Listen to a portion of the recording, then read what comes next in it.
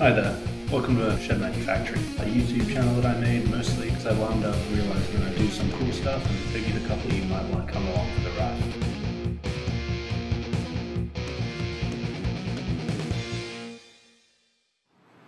Hi, welcome to Shed Manufacturing. Today we'll be getting into a little bit of cooler welding for the Project E30. Now I know most of the time you just buy an intercooler for an E30 that you're doing a turbo on, but I want AC.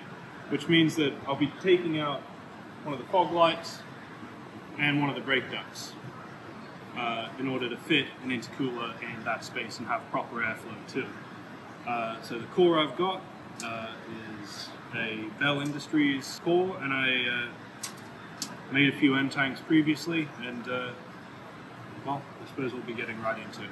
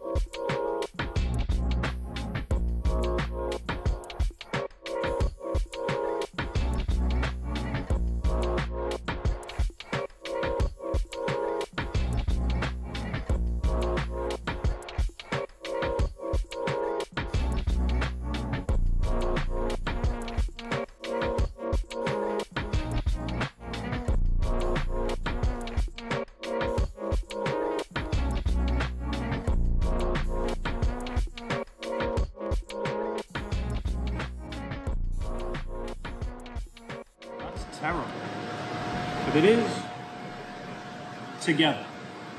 Now that we've fairly poorly welded the intercooler core together to the end tanks, it's time to get the elbows on the hot side and the cold side of the intercooler. Now, because I'm going where the fog light and the brake duct normally go, I'm going to have to cut a small hole in the fender line and a small hole going up through the inner fender well.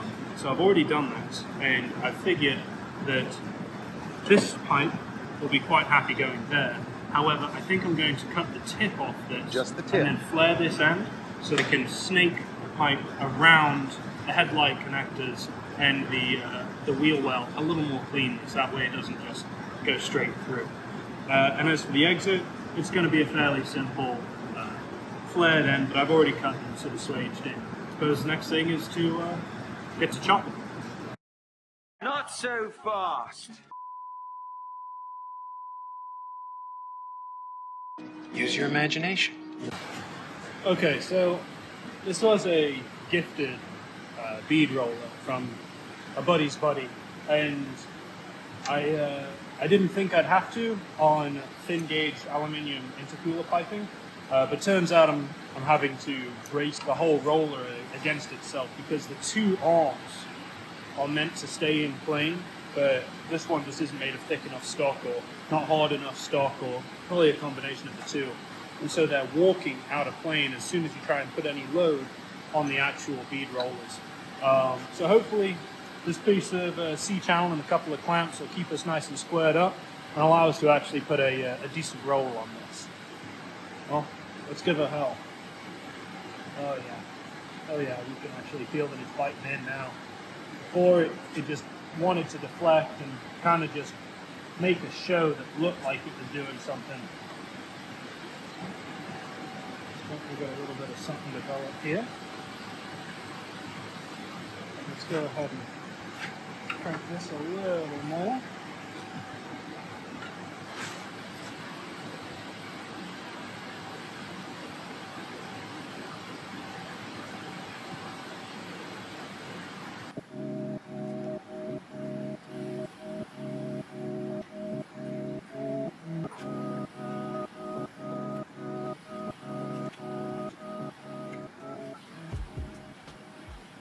I think that will give us a serviceable roll.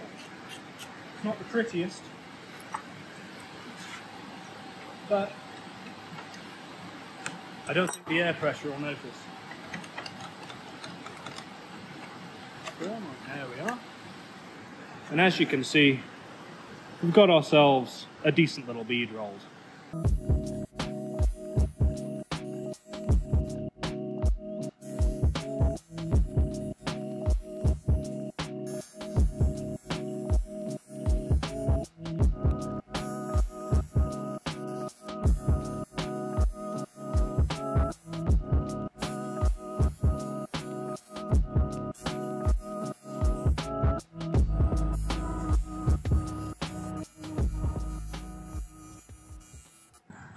Well, I think today was more or less a pretty successful day.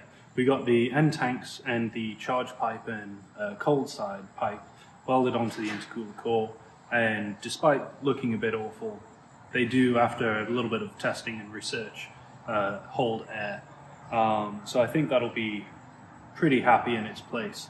It's currently sitting in sort of free space in the inside of the bumper, so I've yet to decide where and what I want to attach this to support it under the bumper, because it weighs about as much as a small intercooler, so you don't really want it just being held together with the silicon couplers. Other than that, I went ahead and built cut a bunch of eye cuts, made about 180 degrees worth of turns out of them, and this little 45, so that way I can snake the charge pipe up to the turbo outlet inside the car. Other than that, we had a pretty decent day in the shop, I think. Despite some of the hurdles of trying to weld the thinner end tanks to the thicker intercooler core, that was definitely a first for me, and it showed. It was definitely a rough one.